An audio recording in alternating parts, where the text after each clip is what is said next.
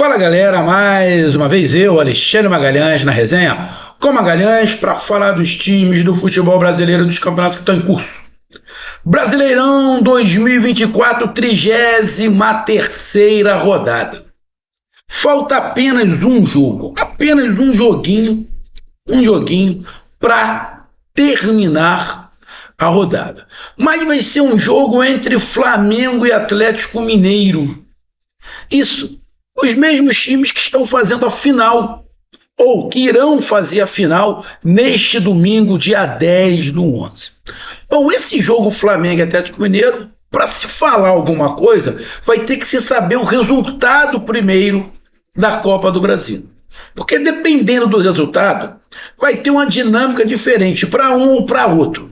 Mas a rodada em si já foi toda concluída, com resultados inesperados.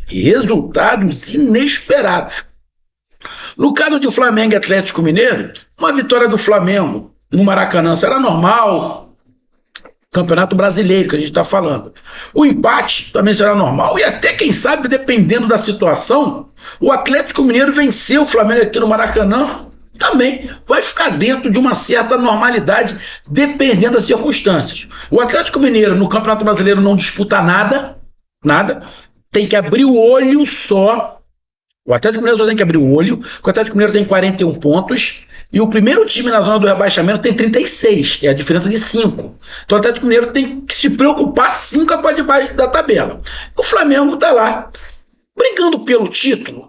Pode até ser. O Botafogo tem jogos difíceis, o Palmeiras tem confrontos diretos, o Fortaleza também.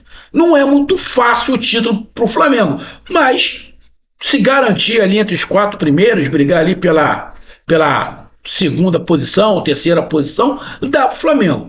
Mas vai ficar melhor, obviamente, tanto para o Flamengo quanto para o Atlético Mineiro, quem ganhar o título. Lembrando que o Atlético Mineiro ainda tem uma outra final, que é contra o Botafogo, pela Libertadores. Então, vamos lá fazer um resumo, tirando, obviamente, esse jogo Flamengo e Atlético Mineiro, que só vai acontecer na quarta-feira, dia 13 de novembro.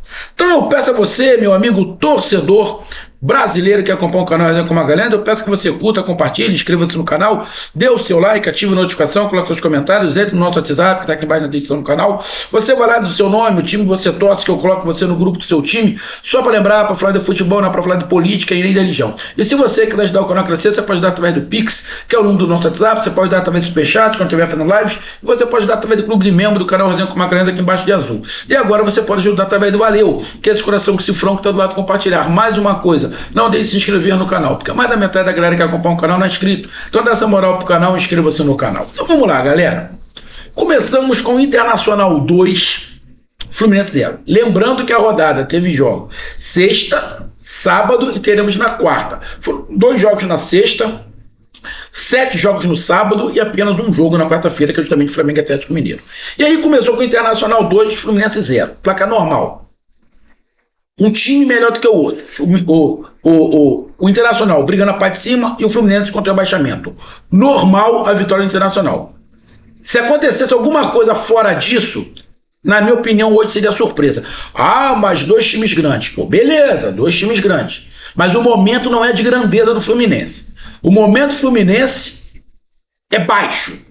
Mas bem lá embaixo o momento do Fluminense desde o início do ano. Tá? E o Internacional, como eu falei, teve aquela tragédia do Rio Grande do Sul, porque senão o Internacional com certeza estaria bem colado no Botafogo. Então, Internacional 2, Fluminense 0, vitória normal do Internacional. Não vejo nada demais. Palmeiras 1, Grêmio 0. Internacional e Fluminense tem a minha análise aqui, pós-jogo, e Palmeiras e Grêmio também tem análise aqui no canal pós-jogo. Palmeiras e Grêmio, Palmeiras 1, Grêmio 0, placar mentiroso. Esse jogo era para ser em 7-8, Palmeiras, Grêmio 0. Placar mentiroso. O Palmeiras deu 35 chutes, deu 17 chutes em direção ao gol. O Grêmio não deu um chute em direção ao gol, O Grêmio se livrou de tomar uma sovara daquelas históricas para entrar para as estatísticas mundiais. Também é outro jogo. Palmeiras compete lá brigando pelo título, e o Grêmio decepcionante. São dois times grandes, nesse momento não. Podem ser dois clubes grandes. Times grandes não. É igual o Internacional e Fluminense. São dois times grandes? Não. É um time grande que é o Internacional, um time, nesse momento, pequeno, que é o Fluminense. Palmeiras, um time grande. E o Grêmio, um time pequeno. Não estou falando clube, falando time. Time. 11 que entra em campo, 22 que treinam ali. Estou falando time. Então, um time grande, que é o Palmeiras, enquanto um time pequeno, que é o Grêmio. Placar mentiroso, mas vitória normal do Palmeiras. Vitória 1, Corinthians 2. Bom jogo, dois times brigando ali contra o rebaixamento. O Vitória, na minha opinião, errou na estratégia, principalmente no segundo tempo. Tem um vídeo aqui também no canal pós-jogo. E aí eu expliquei lá por que eu acho que o Vitória errou a estratégia no segundo tempo. Mas vou resumir.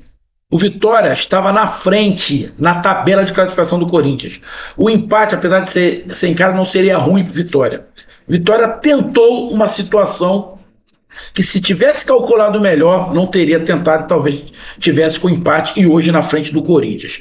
Mas o resultado pelo jogo, o resultado é justo, a vitória do Corinthians em cima do Vitória. Mas não tem nada acabado ou nada destruído, nada perdido para o Vitória. Vida que segue e vai para outro jogo. E o Corinthians deu uma boa respirada. Mas vamos lá, corintiano, menos. Libertadores, menos. Se salva primeiro. Primeiro se salva, depois pensa em alguma coisa. Porque o Fluminense falou em Libertadores, olha onde está. O Grêmio falou em Libertadores, olha onde está. Então, irmão, Corinthians, pensa primeiro em se salvar. Ainda não se salvou. O Corinthians ainda não se salvou. Só tem 41 pontos. Ainda pode cair. Então, pé no chão, sem viajar na moneda. Mas vitória justa do Corinthians. Botafogo 0, Cuiabá 0. Para mim, esse é o placar, esse é o jogo mais surpreendente. O Palmeiras podia ter enfiado 30 no Grêmio, sim. Mas para mim, o placar mais surpreendente, obviamente, é Botafogo 0, Cuiabá 0. Apesar do Botafogo ter tentado de tudo, tem dia que a bola não entra. Geralmente acontece dos goleiros pegarem tudo. Mas é do futebol? Sim, é do futebol. É do futebol, sim. Igual o Criciúma já não tinha empatado com o Botafogo.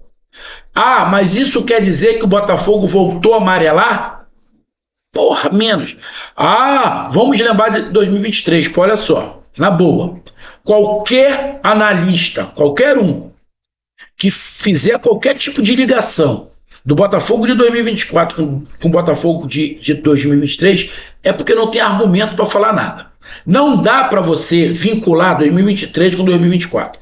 Vamos lá, 2023, o segundo turno do Botafogo foi de rebaixado. O primeiro turno foi fora da curva, anormal, completamente anormal, e todo mundo falou isso. E o segundo turno foi de time rebaixado. Muito parecido com o que o Corinthians fez quando foi campeão. Lá com, acho que com o Carille, se não estiver enganado, ou com o Tite, agora não lembro. Era um desses dois retranqueiros. Então, não me venha com esse papo. O Botafogo de 2024 vai fazer igual a 2023. Não tem nada a ver. Não tem nada a ver. O Botafogo pode até não ganhar o título, mas não tem nada, na minha opinião, não tem nada a ver com 2023. Falar de 2023 esse ano é não ter argumento. O Botafogo, sim, tem jogos difíceis. Contra o Palmeiras, Internacional, Atlético Mineiro. O Botafogo tem que abrir o olho, sim. O título não tá igual os torcedores estão achando, não. Tem torcedor do Botafogo que já fez tatuagem da Libertadores na perna. Meu irmão, fazer tatuagem de título da Libertadores na perna é você dar elementos pro rival. Você fazer tatuagem igual o outro fez ano passado de campeão brasileiro e o Botafogo não foi, e já teve torcedores de novo fazendo tatuagem de campeão brasileiro. Estão pedindo para ser sacaneado. Acho que o Botafogo vai ser campeão brasileiro, mas não vai ser na molezinha que estavam achando. Agora, torcedor botafoguense, eu sei que não vai adiantar falar, mas parem de viajar. Parem de viajar na maionese. Pé no chão. Pé no chão. Não começa agora o Dextor a querer falar que estão começando a armar pro Botafogo não ser campeão. Pô, pelo amor de Deus. Passou o campeonato inteiro sem reclamar. Aí agora no final, quem empatou, Ó, acho que estão querendo fazer uma armação pro Botafogo não ganhar. Ah, porra, menos. Porra, menos. Acontece. Botafogo empatou com o Cuiabá. Foi um resultado inesperado. Ninguém esperava. Mas aconteceu. E vida que segue. E o Botafogo continuou na liderança isolada. O Botafogo só depende dele. Ponto. E o Cuiabá, porra, conseguiu quase que um milagre, né? Cruzeiro 2, Criciúma 1. Grande resultado do Cruzeiro. O Cruzeiro foi melhor, foi superior, tomou um golzinho ali no segundo tempo, mas o Cruzeiro foi melhor. O Cruzeiro teve um pouco da cara do Diniz. Óbvio, não dá para você comparar as coisas. Mas o Cruzeiro pelo menos já teve um esboço de um time jogando para frente, mais com a cara do Diniz. E o Criciúma, vida que segue, tentando brigar para não cair. E o Cruzeiro agora está no G7. O Cruzeiro entra no G7, está na pré-Libertadores, mas tem a oportunidade de ir para a Libertadores direto, porque tem a final da Sul-Americana daqui a 2 semanas, se não estiver enganado. 1 ou 2 semanas. Mas placar também normal, Cruzeiro vencendo o Criciúma. Tivemos Juventude 2, Bahia 0, Bahia 1. Bahia em queda. Eu vi muito torcedor do Bahia, não, os jogadores estão com má vontade. Bom, não é só má vontade. Os jogadores do Bahia podem até estar de má vontade, mas o problema do Bahia é sim. Eu vi aí alguns canais falando do Puco, que eu acompanho, né? Ele, quando eu quero saber alguma notícia, alguma coisa do Bahia, eu boto lá no canal do Puco para poder saber. Óbvio, ele fala algumas coisas, eu enxergo outras, por eu não ser torcedor do Bahia, enxergo diferente. Eu vi alguns comentários, não é a parte física, é a parte física sim. O Bahia não tem elenco, o Bahia tem um time, e um time vai cansar. O campeonato é muito longo, o time vai cansar. Parte da torcida do Bahia viajou na maionese achando que 2024 é ano de títulos. Não era, eu venho falando isso desde o início do ano. 2024 não é ano de títulos para o Bahia. 2024 é para o Bahia fazer uma campanha melhor do que a de 2023. E aí 2025, já com o time, vai montar um elenco para aí começar a pensar em título. Mas a torcida do Bahia queria para ontem. A torcida do Bahia queria que o Manchester City, o Grupo City, fizesse como o Dexter está fazendo, jogando um caminhão de dinheiro. Eu vou repetir. Para mim, o Dexter está engordando a vaca para daqui a pouco o Dexter dar linha na pipa. Dar linha na pipa. Essa é a minha opinião. Ele quer o lucro. O Dexter é o lucro. Daqui a pouco ele dá linha na pipa. Essa é a minha opinião. O Grupo City não. É uma coisa a longo prazo. Óbvio que tem algumas coisas do Grupo City, principalmente o valor que o futebol do Bahia foi vendido, que eu achei um valor super baixo. Super baixo, falei na época e fui criticado. Mas, na minha opinião, a torcida do Bahia quer tudo para ontem. E não é assim. O planejamento é a longo prazo. Longo. Só que a gente sabe que o brasileiro é ansioso, que é tudo para ontem. Ainda mais falando no futebol. É difícil de entender. Mas eu vou explicar, amigo torcedor do Bahia, rápido. O Flamengo hoje é uma potência. Não é SAF, não é nada.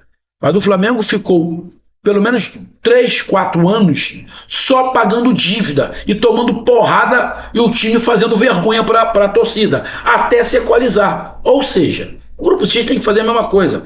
E ainda tem uma diferença. O Grupo City já veio com dinheiro. O Flamengo teve que pagar a dívida e fazer dinheiro. Então é diferente. Mas é um passo de cada vez. Um passo de cada vez. Então, apesar de eu achar algumas coisas fora do lugar em relação ao Grupo City, mas não acho que o Grupo City esteja errado em fazendo as coisas ao longo prazo, alicerçando a longo prazo. Vai dar certo ou não é outros 500, porque SAF aqui no Brasil é diferente. Mas a torcida do Bahia tem que entender. Muitas das coisas que vocês hoje estão reclamando é porque vocês criaram expectativas erradas para 2024. E aí o Juventude, que está brigando contra o rebaixamento, conseguiu, no físico, na disposição, virar o jogo. O físico do Bahia tira o ânimo, porque as coisas começam a não funcionar. E o Bahia, na minha opinião, 2024 o Bahia não é Libertadores. Para mim, veio falando desde o início do campeonato. Bahia, Sul-Americana. Uma boa posição no Campeonato Brasileiro ali na primeira página e Sul-Americana. Sempre falei isso. E eu não tô com dor de cotovelo. É enxergar o óbvio, o lógico. E um placar justo, porque é o jogo. Fortaleza 3, Vasco 0. Bom, time, vou falar, a torcida do Vasco vai ficar puta. Mas é um jogo de um time grande contra um time médio pequeno. Time grande, Fortaleza. Não vou repetir, não estou falando de clube para a torcida do Vasco não falar merda. Estou falando de time. Jogadores. Um time grande, que é o Fortaleza, que é o terceiro colocado, contra um time pequeno, médio pequeno, que é o Vasco da Gama hoje. Eu coloquei até o Vasco médio. Tá? Um time médio, que é o Vasco da Gama. Ganhou o time grande hoje, que é o Fortaleza. Normal. Sem muita contestação. Atlético Goianiense 0, Bragantino 0. Dois times brigando na zona de rebaixamento. Atlético Goianiense rebaixado, né? Jogo de dois times pequenos. Ponto. Tivemos São Paulo 2, Atlético Paranaense 1. Hoje, jogo de um time grande contra um time pequeno. Time grande, o São Paulo. Time pequeno, Atlético Paranaense. Vão ficar puto, mas eu tô falando de time, tá? Não acho o time do Atlético Paranaense pequeno. Não acho, sinceramente, não acho o time do Atlético Paranaense pequeno. Mas o futebol jogado é de time pequeno. E o treinador escolhido é para time pequeno. E aí eu vou te dizer, se o Atlético Paranaense for rebaixado, pode botar parte da culpa na diretoria que contratou o Lúcio. E o São Paulo vai lá, praticamente decretando que estará na Libertadores de 2025. São Paulo praticamente carimbou sua ida para a Libertadores de 2025. E um placar diante do que foi o jogo, placar normal. E o último jogo será Flamengo e Atlético Mineiro. Então, para mim, o destaque da rodada, eu vou colocar aqui o destaque da rodada. Eu vou colocar, deixa eu ver, destaque da rodada dos jogos. Eu vou colocar a vitória do Juventude em cima do Bahia, o destaque. E, não decepção, mas surpresa, não, destaque. Não vou botar o destaque do Juventude, não. Para mim, o destaque é o Cuiabá, que conseguiu empatar com o Botafogo. O destaque, para mim, é o Cuiabá, que conseguiu empatar com o Botafogo. E a decepção, pelo que eu vi, foi o futebol jogado pelo Grêmio. Era para ter tomado uns 8 e deu sorte. E aí, com isso, vamos lá para a classificação. Bom, só lembrando que já temos, né, 6 times classificados para a Libertadores de 2025. Botafogo, Palmeiras, Fortaleza, Internacional, Flamengo e São Paulo. E por que o São Paulo? Porque o sétimo colocado é o Cruzeiro, tem 47 pontos. O São Paulo tem 57. Já está a 10 pontos. Está faltando 15 pontos só a ser disputado. Dificilmente o São Paulo vai perder essa posição. Está a 10 pontos do Cruzeiro. Então o São Paulo está classificado. Nesse momento, também quem está classificado para pré-Libertadores no G7 é o Cruzeiro.